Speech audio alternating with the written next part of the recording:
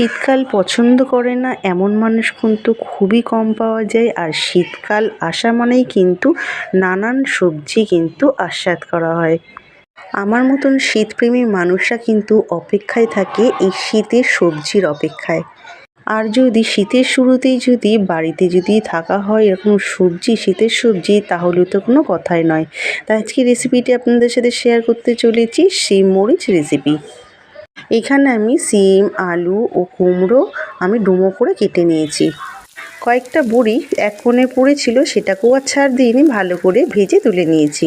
কড়াই তেল গরম করে কালো জিরে ফোড়ন দিয়ে সবজিগুলো দিয়ে 5 মিনিট ভাজবো। যতক্ষণ ভাজা হবে ততক্ষণ একটু মশলা করে নেবো। আদা, গোটা জিরে, কাঁচা লঙ্কা আর মরিচের পরিমাণটা একটু বেশি দিয়েছি, কারণ এটা যেহেতু শিম মরিচ তাই গোলমরিচের পরিমাণটা একটু বেশি দিয়েছি।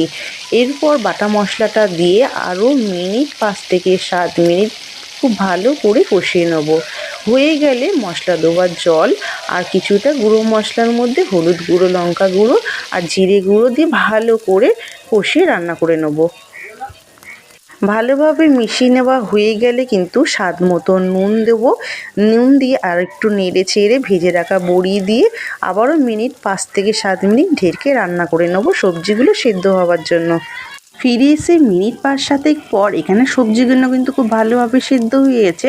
হাফ চামচ চিনি, গোলমরিচ গুঁড়ো দিয়ে খুব ভালো করে নেড়ে চেড়ে নামানোর আগে কাঁচা সর্ষের তেল ওপর থেকে ছড়িয়ে আলতো হাতে মিশিয়ে নামিয়ে নিলেই কিন্তু রেডি হয়ে যাবে পরিবেশনের জন্য এই শিম মরিচের রেসিপিটি। এই রেসিপিটি কিন্তু দারুণ লেভেলের টেস্ট হয়।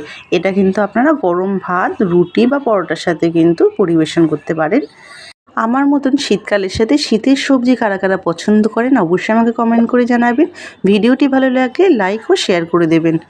শীতের এই নতুনত্ব রেসিপি পেতে আমার চ্যানেলটি সাবস্ক্রাইব করে পাশে বেল আইকনটি প্রেস করে দেবেন, যাতে সবার আগে নতুনত্ব রেসিপি আপনার কাছে পৌঁছাতে পারে। ফিরছি তাহলে পরবর্তী নতুনত্ব কোনো ভিডিও নিয়ে। ততক্ষণে ভালো খান, ভালো থাকুন, টাটা।